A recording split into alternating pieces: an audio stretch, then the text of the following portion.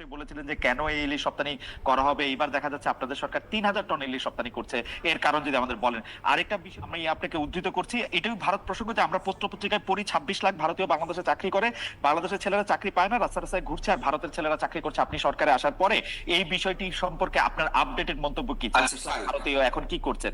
Thank you. বিষয় বলে রাখি, প্রফেসর আসিফ নজরুল আপনি আসবেন শুনে অনেকে আমাদেরকে প্রশ্ন পাঠিয়েছেন, সুতরাং আমাদের অনেক প্রশ্ন আছে। আপনি যদি একটু সবগুলি বিষয়ে যদি আপনি একটু সংক্ষিপ্ত আকারে একটু বলেন যে আপনারা 3,000 টন ইলিশ রপ্তানি করছেন, এটি কেন? আমি প্রথমে আপনাকে বলি, আমি ইলিশ রপ্তানির যে স্ট্যাটাসটা দিয়েছিলাম তখন আমি উপদেষ্টা ছিলাম না। আর 3,000 টনের ব্যাপারটা আমি আপনাকে একটু ক্ল্যারিফাই করি। সেটা হচ্ছে আমাদের এই গত বছর, আমি একদম পরিসংখ্যান নিয়ে এসেছি যাতে কোনো মিসআন্ডারস্ট্যান্ডিং না হয়, গত বছর 3,950 টন ইলিশ রফতানির সর্বোচ্চ অনুমোদন দেওয়া হয়েছিল। প্রকৃত রফতানি হয়েছিল 802 টন। এই বছর তার চেয়ে কম ইলিশ রপ্তানির অনুমোদন দেওয়া হয়েছে 3,000 টন। অ্যাকচুয়াল রপ্তানি কত হবে সেটা আপনি at the end of the day দেখেন। কাজে আপনি যদি পরিসংখ্যানে তুলনা করেন তাহলে 3,950 টনের সাথে 3,000 টনের তুলনা করতে হবে। আর 500 টন আমি যে স্ট্যাটাসটা দিয়েছিলাম, এটা দ্বিতীয় ফেজে 500 টন রপ্তানি করার কথা বলা হয়েছিল, কিন্তু গত বছর আসলে প্রকৃত রপ্তানি হয়েছিল 802 টন। এটা পত্র পত্রিকায় প্রকাশিত রিপোর্ট, আপনারা প্রথম আলোর রিপোর্ট আপনারা পরীক্ষা করে দেখতে পারেন। এখন আপনার যখন আমি ইলিশ মাছের ইয়েটা দিয়েছিলাম, আমি এখানে কি বলেছিলাম ভালো করে খেয়াল করেন। 500 টন ইলিশ কেন পাঠানো হচ্ছে? ভারতকে খুশি করার জন্য, যারা আমাদেরকে পানি দেয় না, যারা আমাদেরকে সীমান্তে হত্যা করে, যারা আমাদের সাথে আপনার অবমাননাকর মন্তব্য করে, এরকম। তো আমার কনটেক্সটটা ছিল, আপনি যদি ভালো মতো মেসেজটা দেখেন, আপনি যদি ভারতের সাথে মর্যাদাপূর্ণ সম্পর্ক থাকে, বন্ধুত্বপূর্ণ সম্পর্ক থাকে, ওই বন্ধুত্বপূর্ণ সম্পর্কের আলোকে, ভারসাম্যমূলক সম্পর্কের আলোকে আপনি ইলিশ রপ্তানি করেন না কি করেন সেটা নিয়ে মানুষের অত মাথা ব্যথা থাকতো না। আপনি এমন একটা দেশ, তখন প্রতিটা নিয়ত ভারতের যে সমস্ত,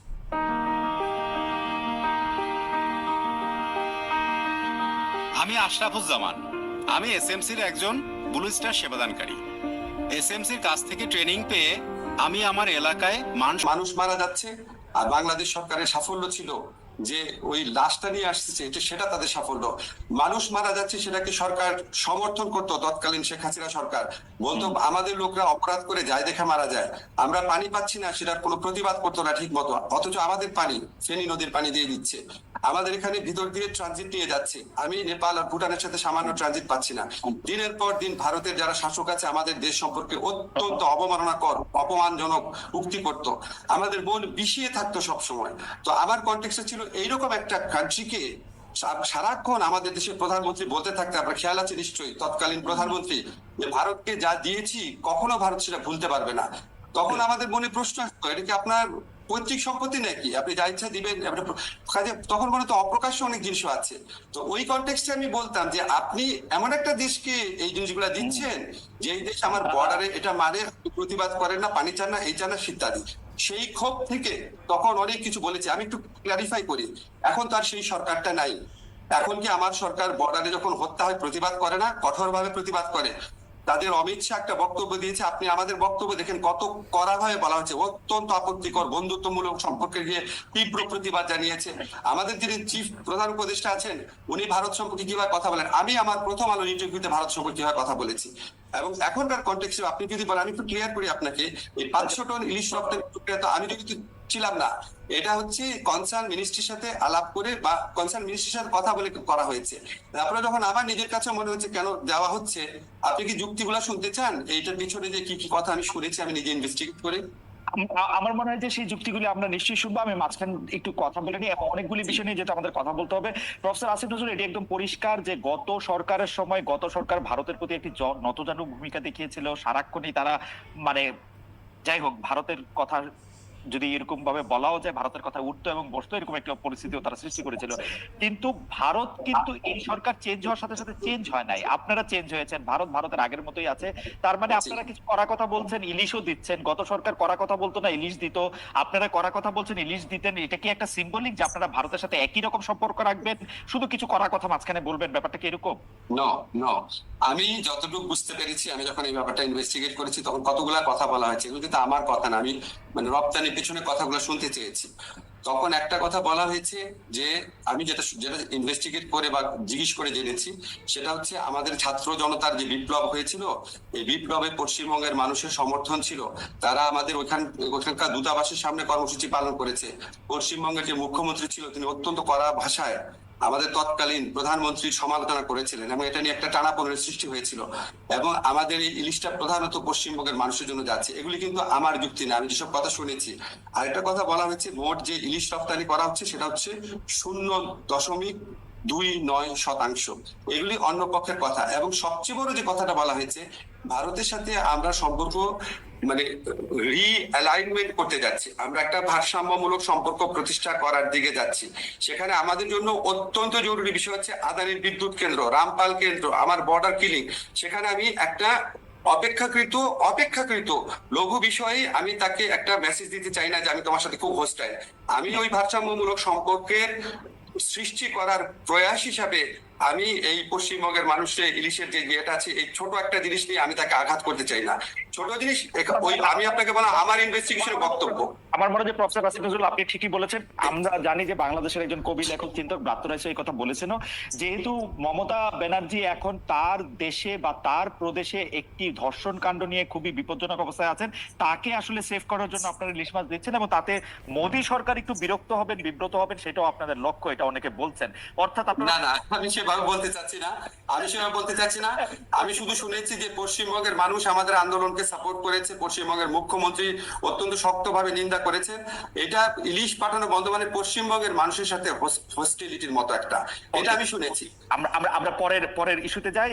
আমরা একটি জায়গায় আপনি বলেছিলেন, আমি আপনাকে উদ্ধৃত করছি, এটাই ভারত প্রসঙ্গ, যে আমরা পত্র পত্রিকায় পড়ি 26 লাখ ভারতীয় বাংলাদেশে চাকরি করে, বাংলাদেশের ছেলেরা চাকরি পায় না, রাস্তায় রাস্তায় ঘুরছে, আর ভারতের ছেলেরা চাকরি করছে আপনি সরকারে আসার পরে। এই বিষয়টি সম্পর্কে আপনার আপডেটেড মন্তব্য কি? ভারতীয় এখন কি করছেন? Thank you. এটা আমি প্রথমে আপনাকে বলে রাখি, এটা কিন্তু আমি উপদেষ্টা হওয়ার পর বলি নাই। অনেকে এটা কনফিউশন ছড়ানোর জন্য, এটা আপনি ক্লিয়ার আছেন, আমি উপদেষ্টা হওয়ার পর বলি নাই। এটা উপদেষ্টা হওয়ার আগে ভারতের যে বাংলাদেশের প্রতি বর্বর কিছু নীতি, সেগুলি সমালোচনা করতে গিয়ে আমি একটা পর্যায়ে বলেছিলাম। এখন আপনাদের যে আপত্তিগুলো আসছে, প্রথম প্রশ্ন হচ্ছে এখানে 26 লাখ আছে কিনা। তাহলে আমি আপনার দৃষ্টি আকর্ষণ করি, ফিনান্সিয়াল এক্সপ্রেসে 2009 সনে বলা হয়েছিল 5 লক্ষ ভারতীয় এখানে চাকরি করছে 2009 সনে। 2015 সনে ডেইলি স্টারের রিপোর্ট, 2015 আজকে থেকে 9 বছর আগে সিপিডি বলেছে রেমিটেন্স পাঠানোর দিক থেকে বাংলাদেশ হচ্ছে পঞ্চম। 2013 সনে $3.71 বিলিয়ন, $3.71 বিলিয়ন 2013 সনে পাঠানো হয়েছে। এবং সেই রিপোর্টে বলা হয়েছে এটা অফিসিয়াল ফিগার, আনঅফিসিয়াল ফিগার এর চেয়ে আরো অনেক বেশি। এখন আপনি বলেন, যদি এরকম কোনো অ্যামাউন্ট থাকে যে আনঅফিসিয়াল ফিগার মিলে যদি এটা ধরেন ডাবলই ধরি আমি, তাহলে প্রায় $8 বিলিয়ন পাঠানো হয়। হ্যাঁ, এখন এই বিপুল পরিমাণ রেমিটেন্স যারা পাঠায় ভারতে যদি পাঠানো হয়, ওরা কি ভারতীয় না অন্য দেশে? তার মানে বিপুল পরিমাণ ভারতীয় এখানে আছে। আমি যে আপনাকে ফিগারটা বলেছি 26 লাখ, সেটা হচ্ছে কম হতে পারে, আবার বেশি হতে পারে, এক্সাক্ট চিত্র আমরা জানি না। কেন জানি না আপনাকে আমি আরেকটু বলি আপনাকে কেন জানি না।